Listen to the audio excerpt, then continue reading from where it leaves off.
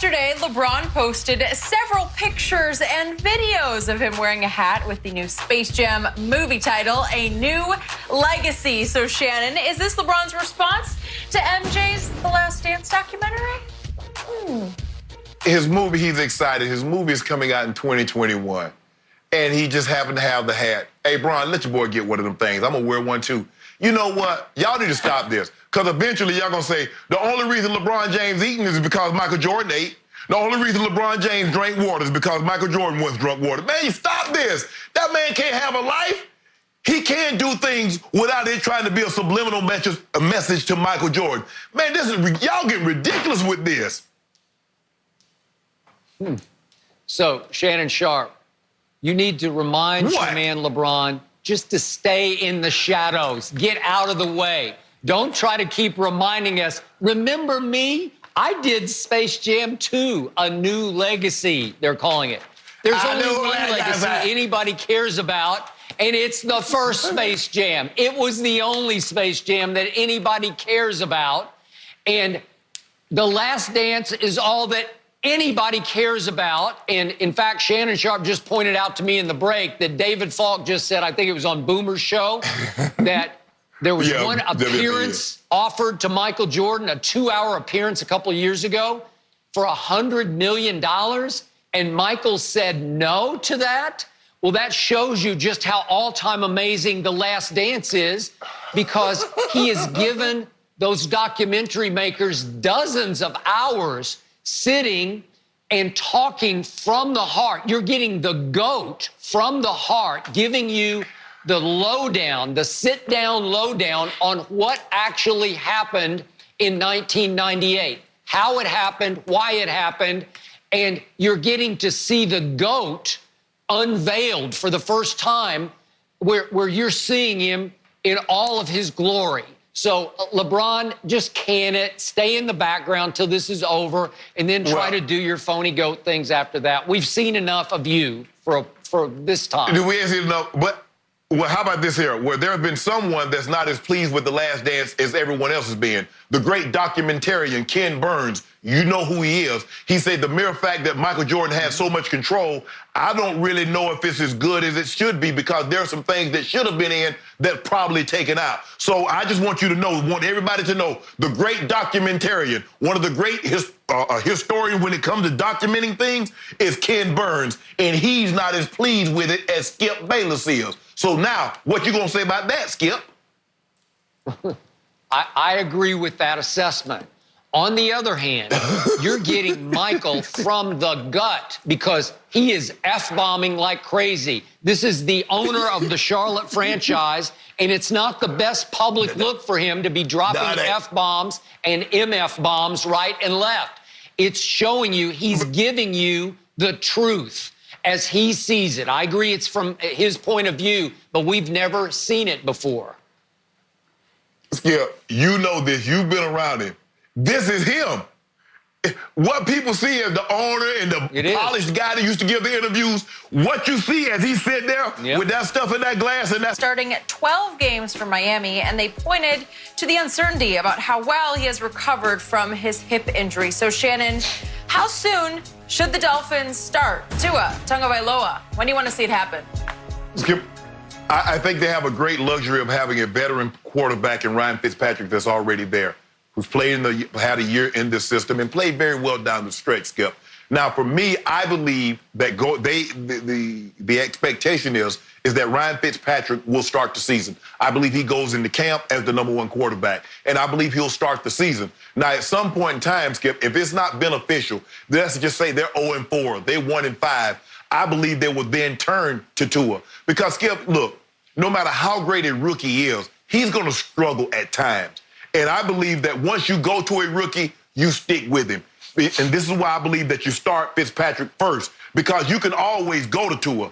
But it's just hard, Skip, when you start a rookie and he struggles, to yank him. You don't want to do anything to mess with his confidence. If you remember last year, Skip, Daniel Jones, they started Eli, and then once Eli struggled, they brought Daniel Jones in. And it wasn't until Daniel Jones got hurt that Eli got an opportunity to play again. And once Jones was healthy, he went back into the starting lineup. I believe you'll see a very similar situation to this. You're not worried about 12 games this year. You're worried about the next 12 years. And I believe this is the best plan for Tua.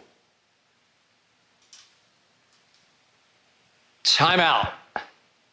I asked you again and again before the draft, do you have any injury concern about Tua going forward? Because I had huge concerns. You repeatedly told me zero concerns about his long-term health. All I heard from independent doctors was that he's now 1,000% healthy and that every MRI of his surgically repaired hip pristine, meaning it was perfect. The surgery was 1,000% successful. So given that, and given the fact that Shannon Sharpe assured me that Tua is better than Joe Burrow, wait a second, Joe Burrow's going to start for the woeful Bengals? He'll start game one. He'll get thrown into that fire. And what did they do? Sort of speed his growth, didn't they get rid of Andy Dalton?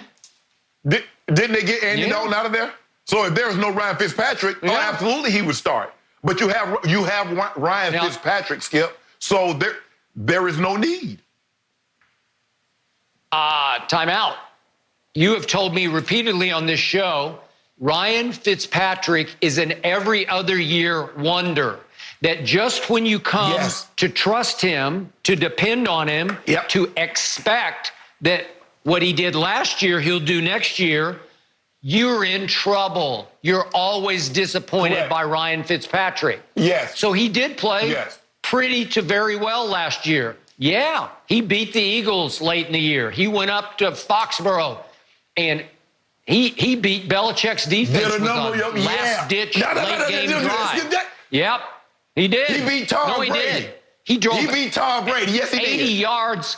80 yards in 13 plays with 2 minutes left to beat the vaunted Belichick's overrated and exposed defense. That's what Ryan Fitzpatrick did to knock Tom Brady out of the 2 seed after he did what he always did, which was another fourth quarter game-winning drive that got canceled by Belichick's overrated defense. But the point is, Tua is in the perfect spot with a much better team and roster than Joe Burrow has in Cincinnati to start from the start. I don't get it. If he's what you say he is, both health-wise and ability-wise, a lot of people say, oh, he's special. He's freakishly, he can do lightning release, deadly accurate, blah, blah, blah, blah, blah. And I'm saying, no, I'm not buying, I'm not seeing, and I'm not trusting health. So I think I'm getting validated if he doesn't start game one. And I think you're getting sunk if he doesn't stay game one because you're going to hear about it from me.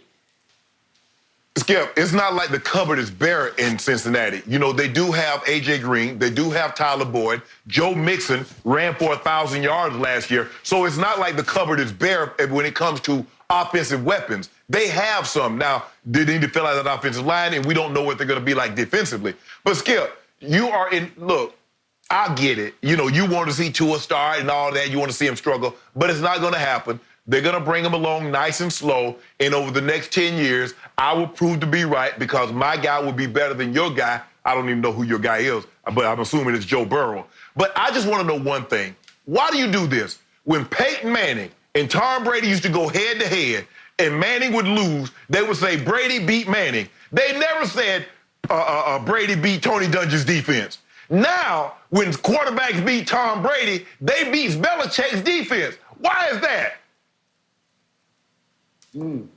So I must tell you, my microphone just fell off, so I'm going to have to hold it here. Good. And Ernestine does such a great job of miking me up in the morning and running my camera. She's downstairs right now because she's turned into this sort of compulsive cooker cleaner, which it's just the age, the time that we're in. But she'll be up here in just a moment to fix my microphone. But at least it gives me a chance to point out that once again on Friday, I'm wearing goat on goat. So you can see my microphone, but you can also see my Lil Wayne necklace, goat on Jumpman logo, goat.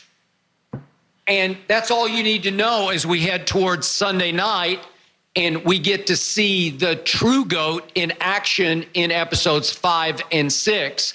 So, again, to sum this up, Burrow will be better than Tua, and Burrow will do what should have happened to Tua. He will start from game 1. And I think you are afraid of Tua's health, and I think you're also afraid of his ability. Oh, I'm definitely not afraid of his ability. I'm not afraid of his health, and I believe that he gonna probably miss the first couple of games because Fitzpatrick's gonna be in there, and he'll probably stink it up, and then Tua will come in there and light it up and be Rookie of the Year. Ta-da! And there you have it. All right, we're not done yet, guys. Did LeBron just respond in his way to the Last Dance documentary? We'll explain the details next.